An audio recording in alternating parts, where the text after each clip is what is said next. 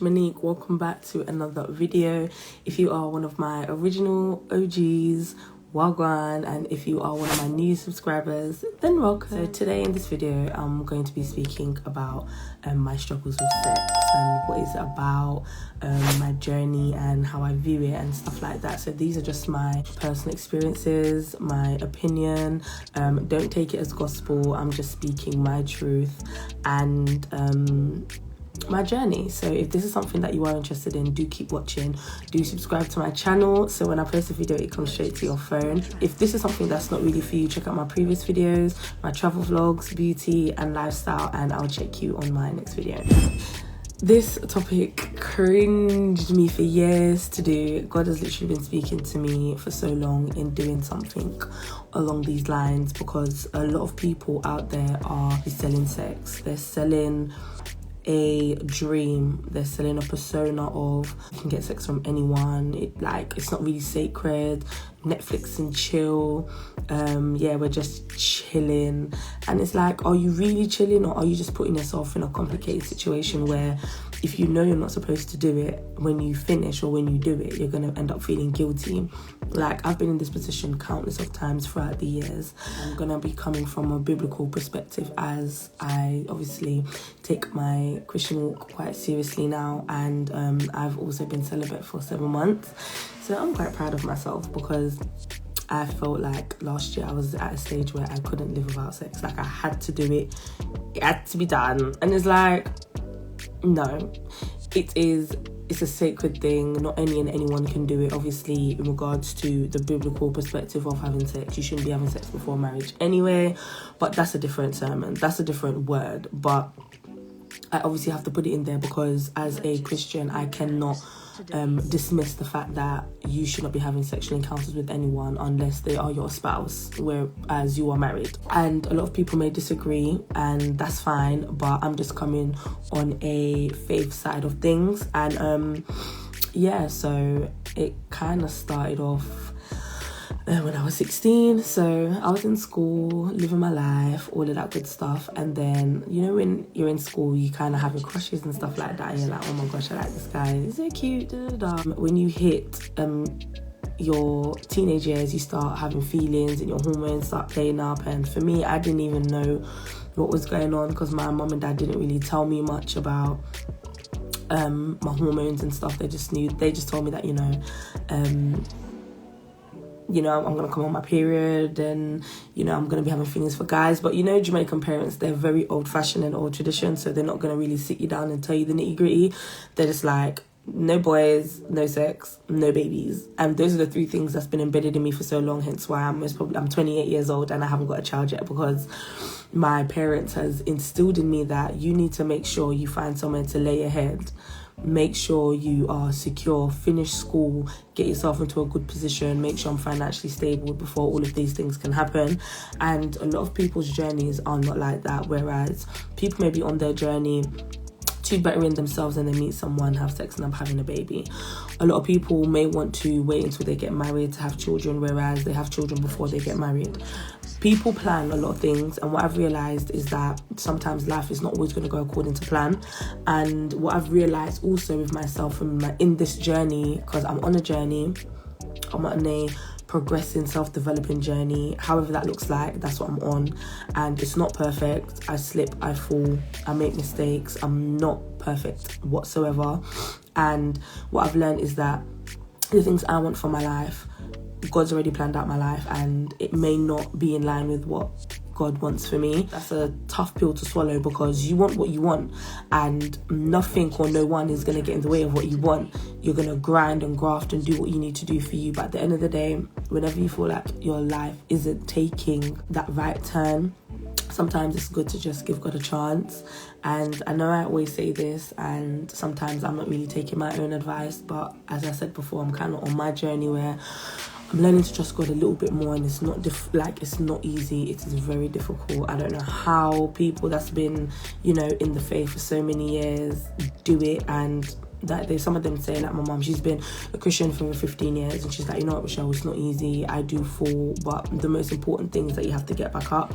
And that's an encouragement that I want to give to you guys that are listening, that are quite you're God-fearing, or you do take your faith quite seriously, but you're weak in the faith, you're not as strong as. Keep going. If you fall, get back up. Don't let the enemy allow you to stay in your slump. Don't allow the devil to put into your head that you're nothing, like, look how far you've come, look how far you are away from God, he's not going to use you, because that's the type of things he's telling me in my head. And I have to fight against my mind and my thoughts so much. Like, I have to start reading the scriptures a bit more to kind of encourage myself, because I believe that the enemy does really want us to believe that God don't really love us and he's not going to use us within our mess, whereas he will use us in our mess. Our mess is a message to someone out there that is actually listening to you, that is actually watching you. It doesn't even matter what you've done, where you've been, the road you've been down. Your past and your journey and experiences can also help someone else that's out there looking for a way out. And it's funny because today at church, the word was Christ is enough for me. And Pastor Jancy Johnson from the Rochester Church. So my church is made up of 4 districts. We have Charisma, Deptford, Gateway and Rochester. And one of the ministers, the pastors from one of our other districts, came to give the word today. And she was saying that, you know, it's important to like, it doesn't matter where you are, it doesn't matter where you've been or down like the road you've gone down, you have a message, you have something that you can give of value. It doesn't matter why you're on that road. All you need to know is that, you know, there's gonna come a time where you're gonna need to help someone. Don't be selfish with your gifts. So for me, I can sing. I believe that I have an encouraging spirit. I want to help people. Those are my traits that I know that God can use to my advantage. But because of my past and where I've been down, I feel like God can't use me, and that's not necessarily the case. So going back to sex, I think I lost my virginity when I was 16 years old, and I remember I was in a very emotional state. I remember I was dating this guy. He was the love of my life at the time. I thought I couldn't live without him. We didn't have sex or whatever, but I built that strong emotional connection with him that I thought we was gonna get married, have babies. Then he ended up going to jail, and I was like, bro, like, you're meant to be my man, like my husband and whatever, and you're going to prison. So I was heartbroken. And then the enemy swooped in this guy, and he was an absolute wallad, and I thought he was the one. He gave me a ring and everything. He was like, oh, Rochelle, I was in year 10 at this time. He was like, oh, Rochelle, like, we're gonna get together, like, we're gonna be together. He was telling me so much false hopes, and I lost my virginity to him. And I remember a week after he took my virginity, he was moving mad. He wasn't talking to me, he was moving booky, and I was thinking to myself, like, so you basically just wanted to have sex with me and bounce type of thing. And then this long list where he was looking my friend, and then he ended up coming to the same college as me, and oh my gosh. And then since then, I feel like, obviously I'm old enough to own my responsibilities, and I'm old enough now to realize that I could have walked down a different path. But I genuinely do believe that if I had my dad there emotionally, kind of giving me them little advice and nudges and stuff, that maybe I wouldn't have gone down certain paths that I did. I'm not saying that it wouldn't have stopped me from making certain decisions, but I would have had a different outlook on life, a different outlook on boys and my feelings and what I deserve. My dad, you know, he's a hardworking man. He loves his family. He'll go out for his family. And I saw him, like, he's put my mum through some things that's most probably traumatized me. And I'm just thinking to myself, like, I'm old enough now to, you know, like, get counselling and make the right choices, because I can't base my choices off of what I've seen my parents go through. I need to take ownership and responsibility for my actions. And if you're listening and you've been traumatized by experiences that you've seen around you and you're always blaming your mistakes on them, I feel like that's a selfish act or a selfish way of actually dealing with certain situations. Because remember, nobody can't force you to do something you don't want to do. You are your own person, and once we start taking responsibility for our actions and where we want to be in life and what we want to do, I feel like it will be so much easier for us to overcome certain battles and hurdles. So in regards to sex, last year I was a loose cannon. Like, in if I liked you and you liked me and there was feelings there, I'd have sex with you. And I'm thinking to myself, like, looking back and saying this out loud, it's so uncomfortable, because I'm thinking to myself, Rochelle, you was actually that person that did that. Like, you was loose. And obviously I'm not saying it as to say, yeah, I went down that path and rare, but this is just my personal truth. And if I can be open and honest with you guys to actually help someone overcome their sexual temptations, then that's something that I'm gonna do. I feel like God has given me the courage now to actually speak out on things like this, because a lot of people hide behind sex, a lot of people hide behind masturbation, a lot of people hide behind their sexuality. Some people are gay and they're hiding behind being straight. Some people are straight and hide behind being gay. Like, there's so much things that's going on in our lives that we just need to be true to ourselves. And the point that I'm trying to make in this video is that God loves us so much and he wants the best for us, but if we keep making the same mistakes over and over and over again, the enemy is going to use that as a tactic to keep holding you back.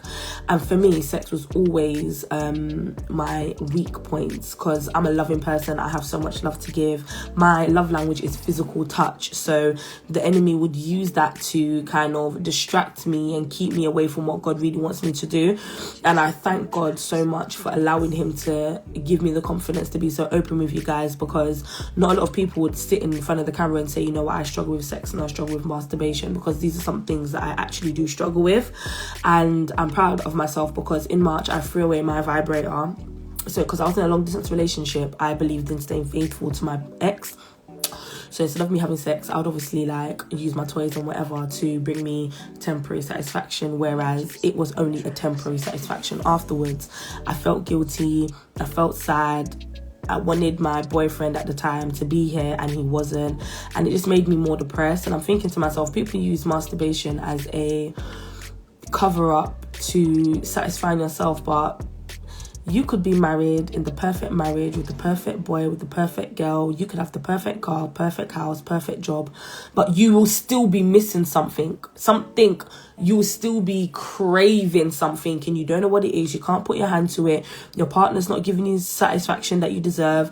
Your job is not giving you satisfaction. No amount of money, travels, no amount of things that you manifest in your life is going to give you that sense of satisfaction. You're always going to be feeling like you're missing something.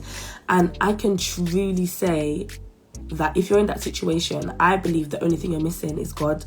I don't care what no one says. God has shown himself to me in so many situations. I could have been dead right now. I would have been 6 foot under years ago.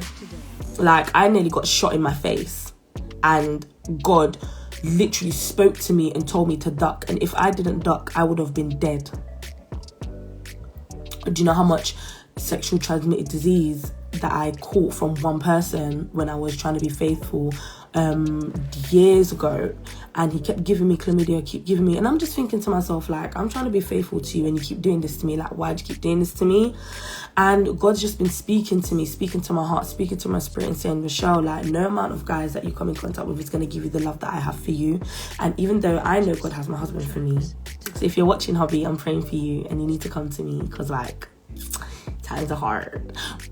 God's just literally saying to me, like, no amount of love that I have for you, no one else can give it to you. You can graft about the house and the money and the car and the children and the money and the holidays, but it doesn't matter. God is the one that's going to give you what you are missing out on. Christ is enough for us. And that's the song I ministered today at church. Christ is enough for me. And this is just an encouragement to my girls that are struggling in their sin. Girls that are struggling in their weaknesses. They feel like they can't break away from their baby dads, their partners, their abusive exes, their toxic relationships. I'm talking to you. I have been there and done that. I haven't got a child, so I can't say, yeah, I've had a baby dad.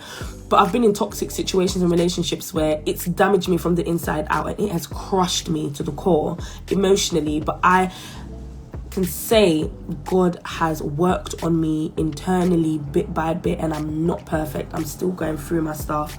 I still have my past encounters. I'll block them, change my number, change my social media, and they're still coming in contact with me because I work for my social media and I'm on social media, so I'm still exposing myself to the world, and they still keep coming to me, and some of them are my weaknesses and I struggle. And all I can say is that we can just lean on the love of God. All we can do is lean on God's love and lean on the fact that he loves us and he wants nothing more than to make us happy.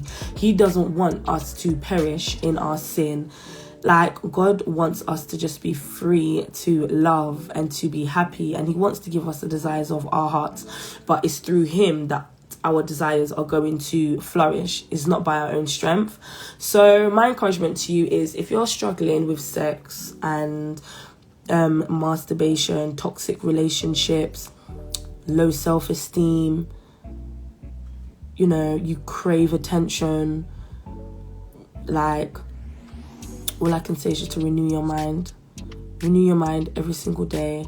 Read the word, read encouraging scriptures, affirmations about yourself.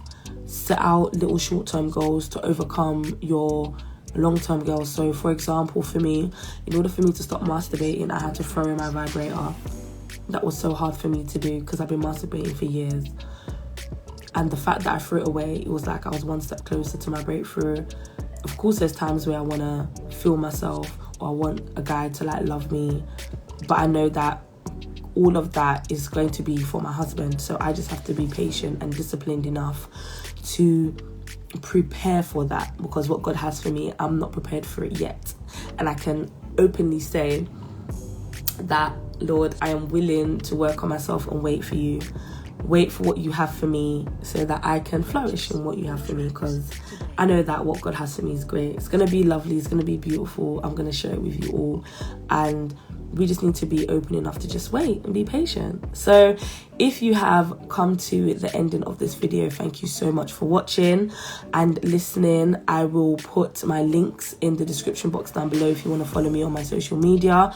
Do stay tuned to my next video, which I'll be dropping in the next week, and I will see you soon. Don't forget to click that subscribe button and notifications, so when I post a next video, or if I upload a podcast, it will come straight to your phone. Thank you so much.